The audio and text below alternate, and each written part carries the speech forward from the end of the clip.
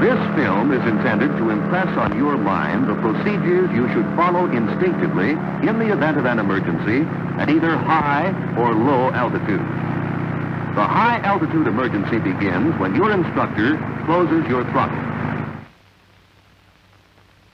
The first and most important thing to do is to establish a normal gliding attitude, which gives you an airspeed of 95 knots. Maintain this attitude. Don't try to dive off excess altitude to get into a nearby field. Holding your established glide, switch your gas selector valve to the other tank and operate your wobble pump. Check the area ahead and around you for a field within gliding distance. The plane you are now in can glide approximately 1 mile for every 1,000-foot loss of altitude when in proper gliding attitude. With a field selected, such as this on your left, determine the wind direction by smoke movement or water streaks, and plan your approach to the upwind of the field when you are at 3,000 feet. Place your prop in low pitch. Adjust your trim tabs for normal glide attitude, and open your canopy. Make a thorough and systematic check of your instruments in an effort to determine the cause of the emergency. But remember, the first consideration is to make a proper approach and safe landing, which requires that your attention be primarily concentrated outside the cockpit.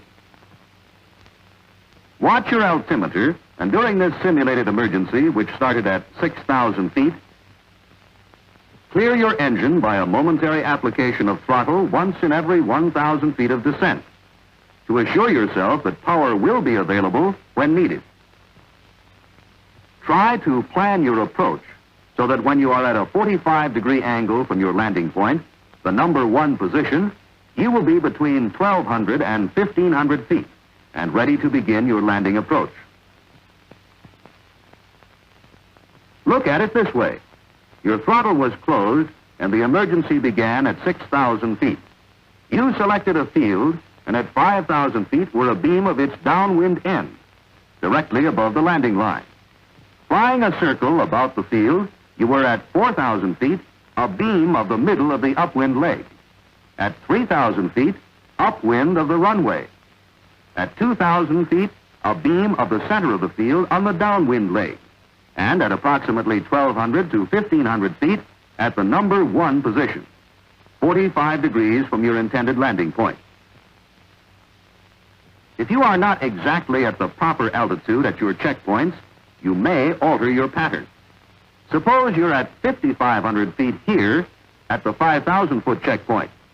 Simply widen your circle by shallowing your bank, and at 4,000 feet you'll be where you belong. Or if you are at 3,500 feet here at the 4,000-foot checkpoint, steepen your bank and shorten your arc, and you'll be in the right position at the 3,000-foot point. The 3,000-foot and the 2,000-foot checkpoints are the most important. Try to hit the 2,000-foot point on the nose. From the number 1 position in a normal glide at 95 knots, the angle of bank and steepness of your turn to intersect the landing line will vary with the wind condition. In a strong wind, your turn must be steeper.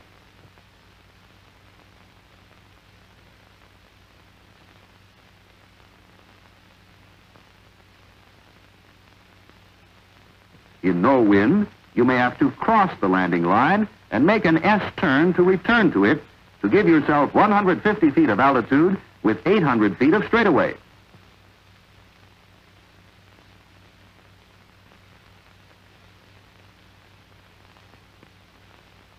Unless the field is unsuitable, when you are sure you can reach the desired landing spot, lower your wheels, apply full flaps, and adjust your gliding speed to 80 knots, which you will maintain until you break your glide for the landing.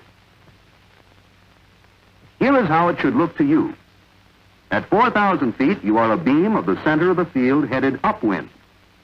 At 3,000 feet, a beam of the upwind end. At 2,000 feet, a beam of the middle of the field headed downwind. And at position number 1, you're at 1,500 to 1,200 feet.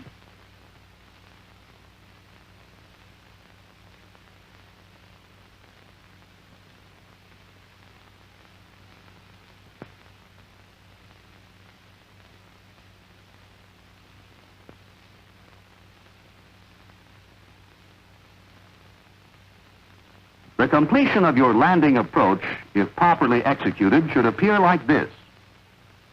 You judge the strength of the wind, which in this case is moderate, and intersect your landing line at a point which will give you 150 feet of altitude with 800 feet of straightaway, from which point a successful land can be made.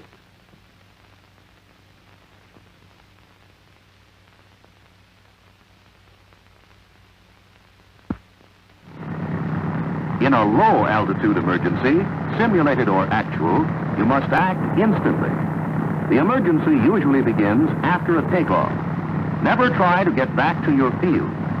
Remember, never try to get back to the field from which you just took off. You must learn to instinctively put the nose down and establish a gliding attitude. Then look for the best possible place to land. Say your engine cut out here as you are starting a climbing turn.